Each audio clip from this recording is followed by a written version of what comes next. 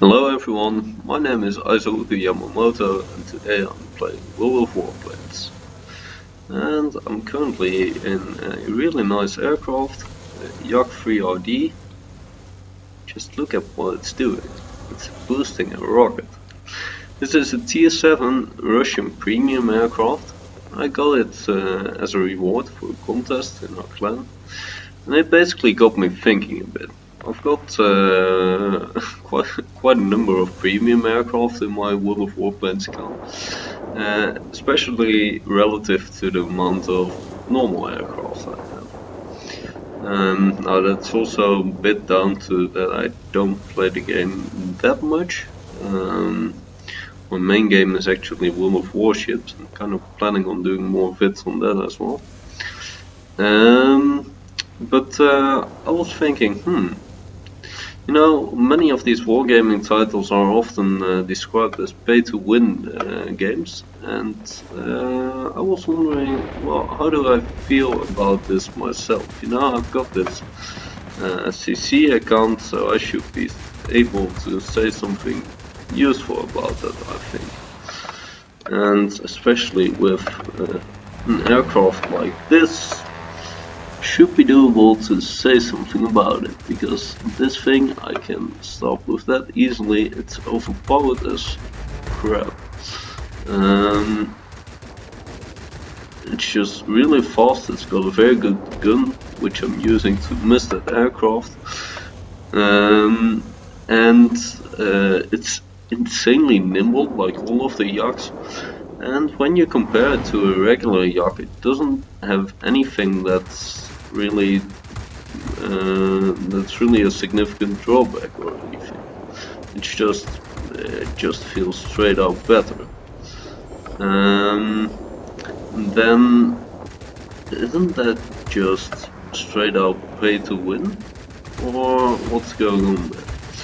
Well, you know, pay to win, in my opinion, in the wargaming titles, there's a couple of aspects. You know, on one hand, it can be really important to have a premium aircraft or a premium ship, tank, simply because you need to. Because otherwise you might run out of credits, you might... Yeah, that's actually the main thing, because the game economy would force you, basically. Now, in World of Warplanes, the game economy is so friendly, in my opinion, that that should never be a reason to get a premium aircraft. In addition, you can actually get some gold in the game, so getting your first premium aircraft, you can actually do that by the beginner missions. So that's pretty neat. Then, oh, that's just interesting. Whip, hi there, Spitfire. Now let's see. This is not a premium aircraft, but it is an elite aircraft. He's a specialist and everything, and I'm not sure if I'm completely able to outfight him. I think so. It's going to be difficult amidst all of these other enemies. I'm getting back to my point in a second, okay guys? This is an intense fight. Our military base is launching strikes on the enemy. So basically, if this thing was completely overpowered, I should have shot this dude down by now. But two of those enemies, both human, they managed to outplay me pretty well there. I stood a chance surely, but lost it anyway. So, yeah, for the game economy you don't really need this premium aircraft. It's fun, of course. You do get extra credits, and you can even train a pilot up faster than you could normally. So in that sense it's nice, but when you take a regular aircraft, you can still make decent profit with it. You can still train up your pilots pretty quickly, especially when you have a pilot that's an aircraft It's fully researched, so you can use the accelerated crew training option, which is available on premium aircraft from the start, but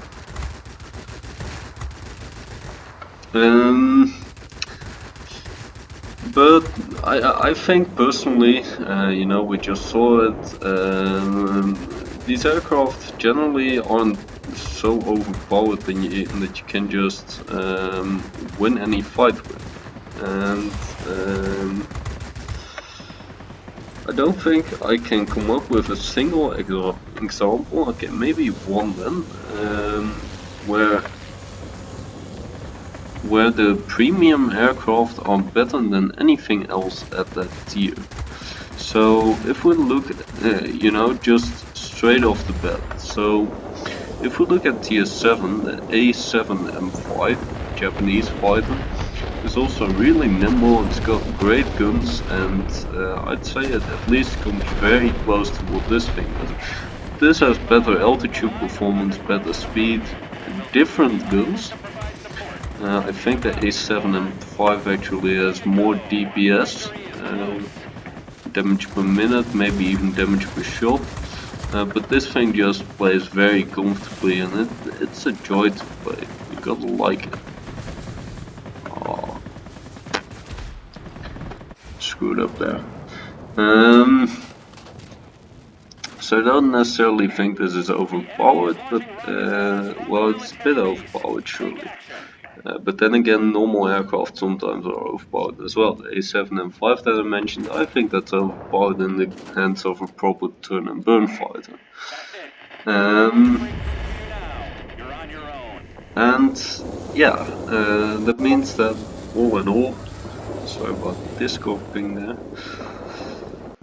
I think this is not too bad. This is a really great aircraft. It's a nice gimmick that it has this rocket with which you can just boost to these insane speeds, but it doesn't make it overpowered per se.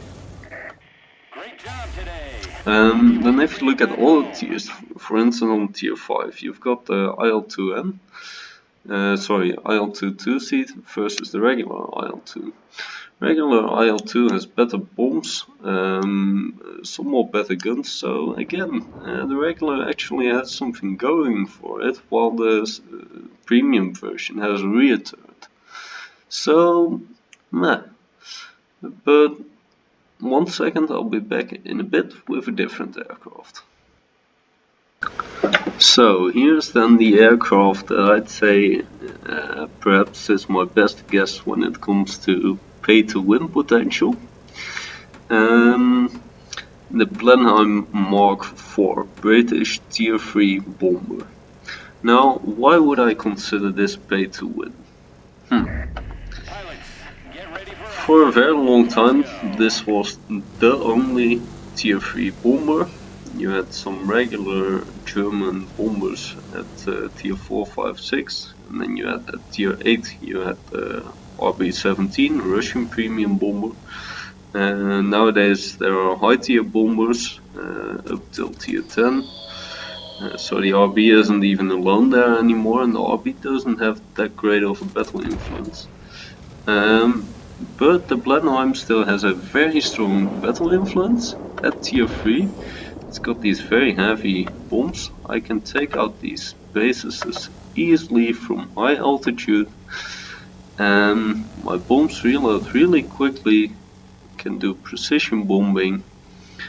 I've got a nice turret in case someone shows up behind me. And well, there's just not anything else at Tier 3 that can do what the Blenheim can do. Basically, there are no ground attacks to counter me. It's not that easy to come up to me even with most heavy fighters, and there aren't even that many heavy fighters at Tier 3 except premium. And there are regular ones, sure, but they aren't great. So I'd consider this perhaps pay-to-win. Okay, but do I think it's horrible? Well, you see, if this were pay-to-win, then we're talking about an aircraft that costs 1,250 gold. That's €9 or less standard price.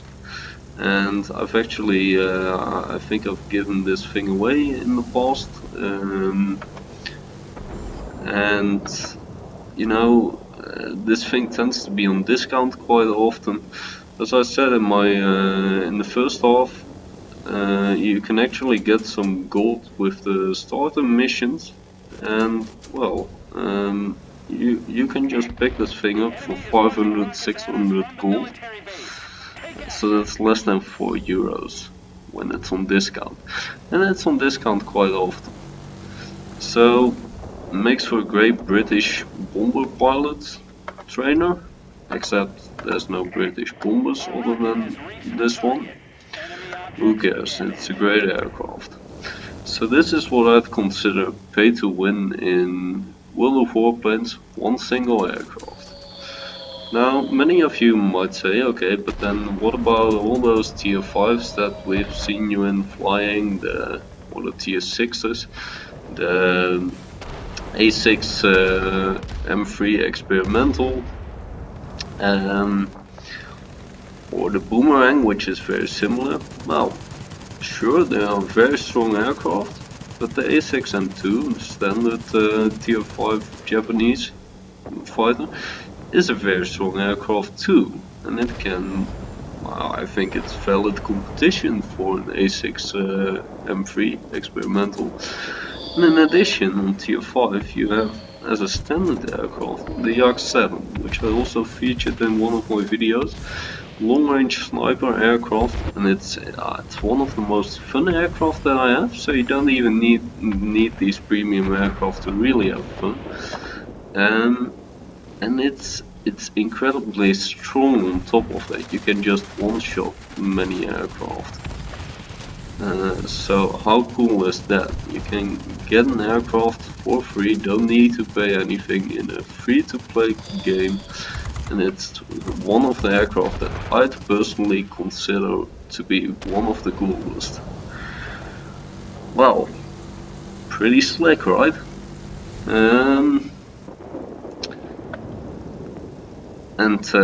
Yeah, on tier 6, well, I've got this Spitfire, the German Spitfire, and yeah, that's a really strong aircraft. But then again, the regular Yaks at tier 6 are really strong, the regular Germans at tier 6, really great aircraft. We had the British tier 6 is really strong at the fighter. In tier 6 you've got the Messerschmitt, I think it's the 210, not Discord beep, I thought it turned Discord off now.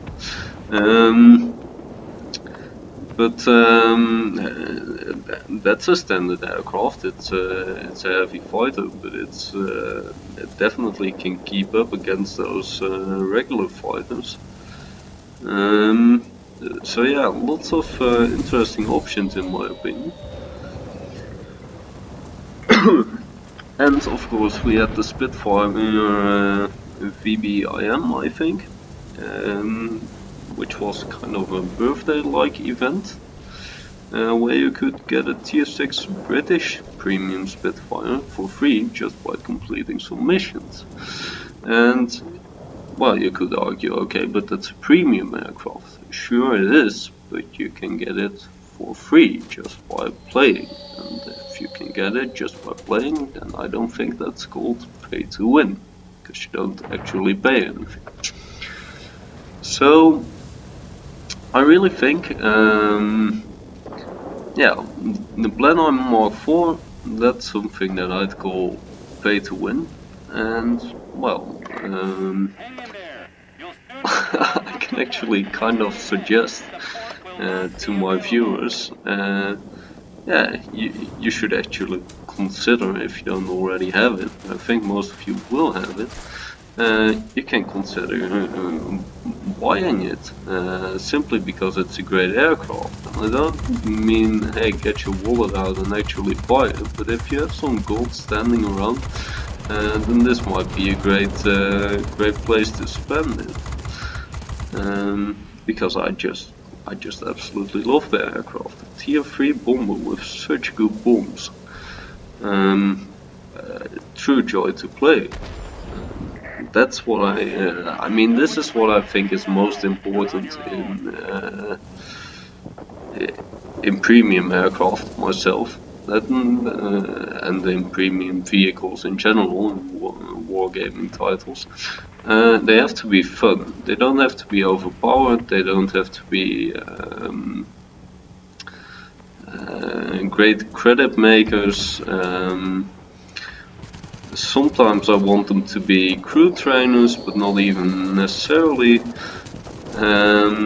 But I really do want them to be fun. If they've got nothing special to offer, then nah, I might skip.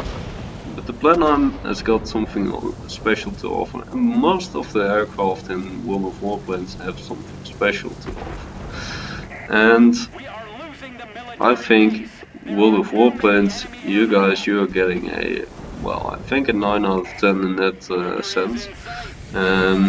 No pay to win, but it's just really these premium aircraft. They are just true joys to play, and that's amazing in my opinion. You can beat these premium aircrafts with regular aircraft, and the other way around.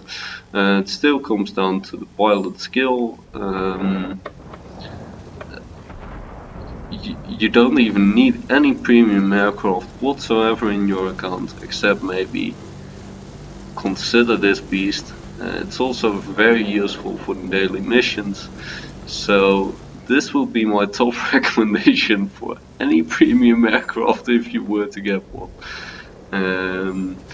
But in general, no, World of Warplanes definitely is no pay to win. So then, next video will be on the topic of World of War ships, and we'll see how that does on the list. See if I can make one more bombing run. Yeah, I think so. Or am I? No, I don't want to get shot down. I'm gonna be shot down, I think. 1-5-15. No, he's not shooting me down. And we've won. Okay, so no pay to win, but definitely pay to have some fun occasionally. And well, this is a good recommendation in general, right? Buy it if you think the aircraft is fun. So that's it for World of Warplanes, and I'll see you guys around.